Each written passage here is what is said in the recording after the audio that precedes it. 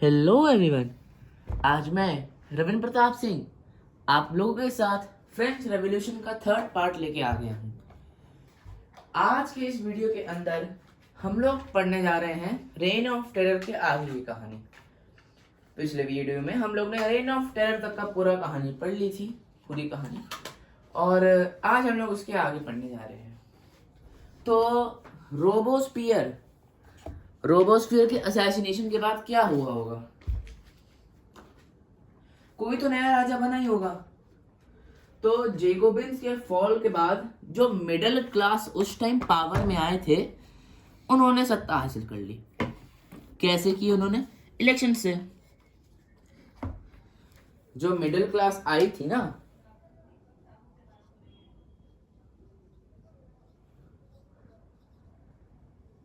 जो middle class के लोग आए थे उस टाइम पर, वो लोग ने पावर अपने हाथ में ले ली। उसके साथ साथ उन लोगों ने एक नया कॉन्स्टिट्यूशन इंट्रोड्यूस किया गया, जिसके अंदर जिन लोगों के पास जमीन नहीं थी, जायदाद नहीं थी, जिनके पास प्रॉपर्टी नहीं थी, उनको वोट देने को सख्त मना कर दिया गया था। वो वोट नहीं दे सकते थे। Those who didn't have property were not allowed to vote. इसके अंदर 2 इलेक्टेड लेजिस्लेटिव काउंसिल प्रोवाइड हुए थे। जो दोनों काउंसिल थे वो मिलकर एक डायरेक्टरी अपॉइंट करते थे और एग्जीक्यूटिव बनती थी, जिसके अंदर 5 लोग थे। अब इस गवर्नमेंट में क्या प्रॉब्लम थी, ये भी आगे जानेंगे। ये जो डायरेक्टरी अपॉइंट हुई, एग्जीक्यूटिव अपॉइंट हुई, लेजिस्लेटिव अपॉइंट हुई, ये इसीलिए अपॉइंट हुई थी ताकि जो पावर है वो किसी एक इंसान के हाथ में ना रहे।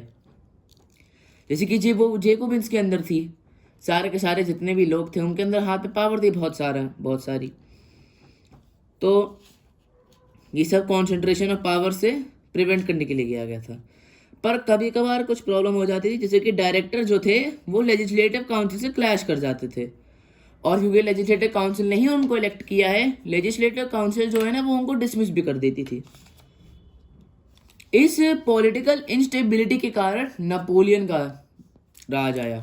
नेपोलियन कौन था? नेपोलियन एक मिलिट्री डिक्टेटर था। नेपोलियन एक मिलिट्री डिक्टेटर था। वो एक तानाशाह था, एक मिलिट्री तानाशाह कह सकते हैं।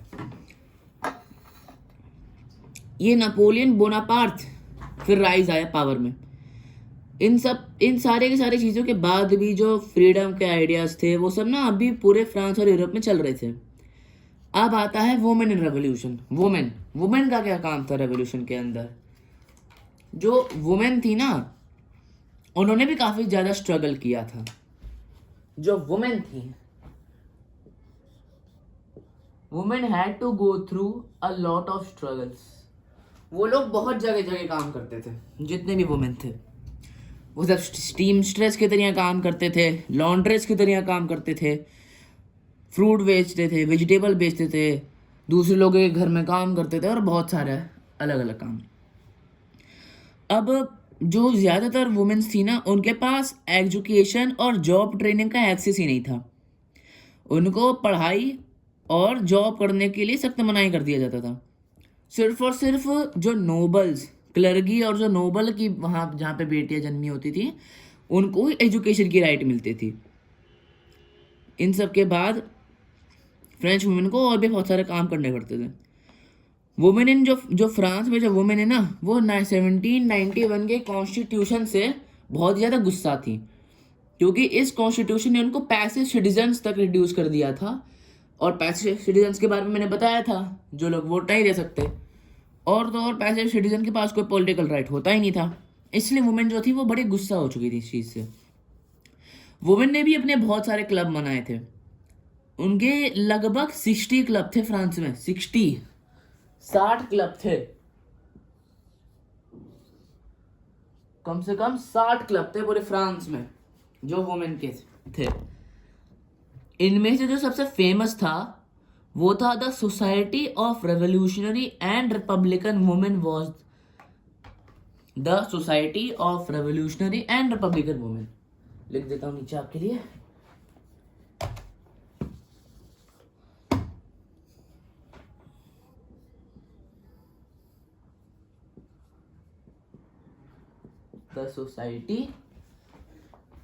द सोसाइटी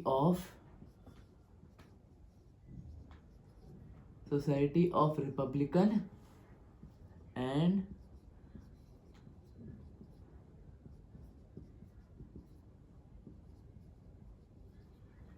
रेवोल्यूशनरी वुमेन, ये था नाम इनके उसका, society of revolutionary and Republican women इस क्लब का नाम था।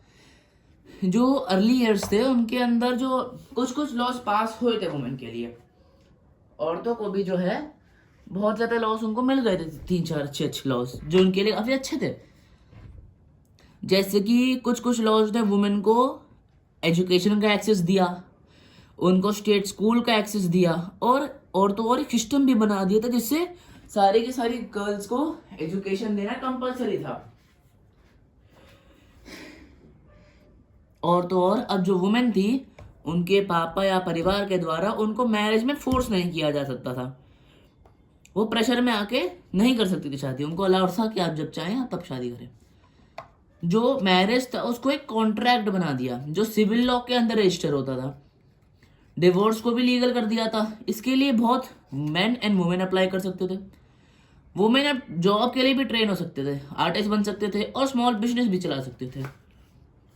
अब फ्रेंच वुमेन को राइट ऑफ वोट कब मिला? अब बात कुछ इससे पहले जानते हैं कि रेन ऑफ टेरर के अंदर जो था गवर्नमेंट ने सारे के सारे वुमेन्स क्लब को बैन कर दिया था। मोस्ट प्रोमिनेंट वुमेन को जो था ना उनको अरेस्ट करके एग्जीक्यूट तक कर दिया जाता था।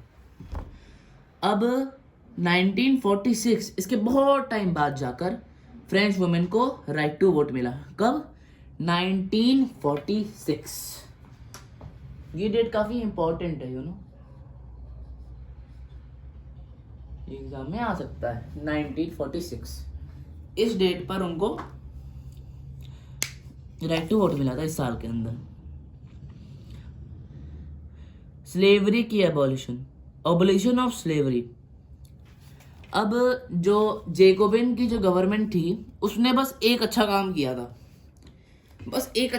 था, और वो ये था कि उन्होंने सारे के सारे फ्रेंच कॉलोनी से स्लेवरी भगा दी, स्लेवरी खत्म कर दी। जो फ्रेंच की कॉलोनीज थी ना कैरेबियन सी में, जैसे कि मार्टिनिक्यू, ग्वादेलूप, सैन डोमिंगो, वो ये तीनों की तीनों जगह ना बहुत इंपॉर्टेंट सप्लायर्स थे। वो क्या सप्लाई करते थे? तंबाकू, इंडिगो, शुगर, कॉफी, बहुत कुछ। अब फ्रांस को तो भाई इन सारे प्लांटेशन में काम करने के लिए वर्कर चाहिए थे, काम वाले चाहिए थे, और जो फ्रांस के लोग थे वो डरते थे वहां जाने से। उनको लगता था कि भाई बहुत दूर जगह है, वहां जाके कुछ गलत उलट ना हो जाए हम लोग के साथ, है ना, कोई प्रॉब्लम ना आ जाए, इसलिए फ्रांस के लोग वहां जाते ही नहीं थे।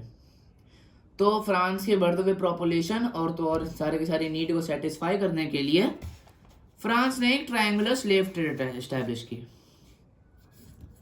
तो ये 3 वे ट्रेड शुरुआत यूरोप से होती थी, अफ्रीका में रुकती थी और फिर अमेरिका में जाती थी। ये 17वीं सेंचुरी की बात है। जो फ्रेंच के मर्चेंट थे ना वो बोर्डियाउस के पोर्ट से या फिर नैंटेस के पोर्ट से अफ्रीकन कोस्ट में जाते थे। वहां पे वो लोग स्लेव खरीदते थे, और वो कहाँ से खरीदते थे स्लेव? जो लोकल राजा थे उनसे। ये जो पोर्ट सिटीज थे ना, एक्चुअली में आपको क्या लग रहा है अफ्रीका बहुत गरीब देश होगा, है ना? उस टाइम पर ये जो पोर्ट सिटीज थे काफी फ्लरिश थे, क्योंकि वो काफी पैसा कमाते थे इन स्लेव्स को बेचने से।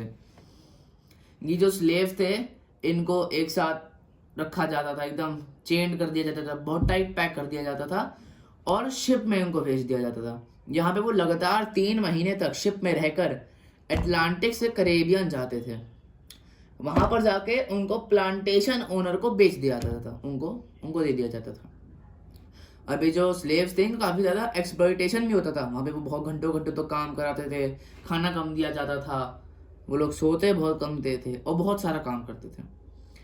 अब 18वीं सेंचुरी में पूरे देश भर में क्रिटिसिज्म तो फैला इसके लिए, स्लेवरी के लिए।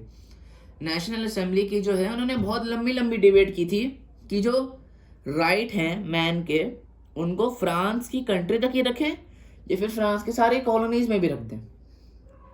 पर उन्होंने ये सब किया नहीं, उन्होंने एक भी लॉ नहीं बनाया, क्योंकि उनको लगा कि जो बड़े बड़े बिजनेसमैन हैं वो स्लेव ट्रेड से मनी बनाते होंगे, वो खाम में हमसे अलग हो जाएंगे, गुस्सा हो जाएंगे। उसके आखिर में बहुत सारी डिबेट्स के साथ नेशनल कन्वेंशन ने 1794 में एक लॉ पास किया जिससे स्लेवरी को हमेशा के लिए इलीगल ठोक दिया गया। सारे के सारे स्लेव्स को फ्री कर दिया गया था फ्रांस की कॉलोनीज से। लेकिन 1804 में जिस साल नेपोलियन राजा बना था उसी साल स्लेवरी को वापस इंट्रोड्यूस कर दिया गया।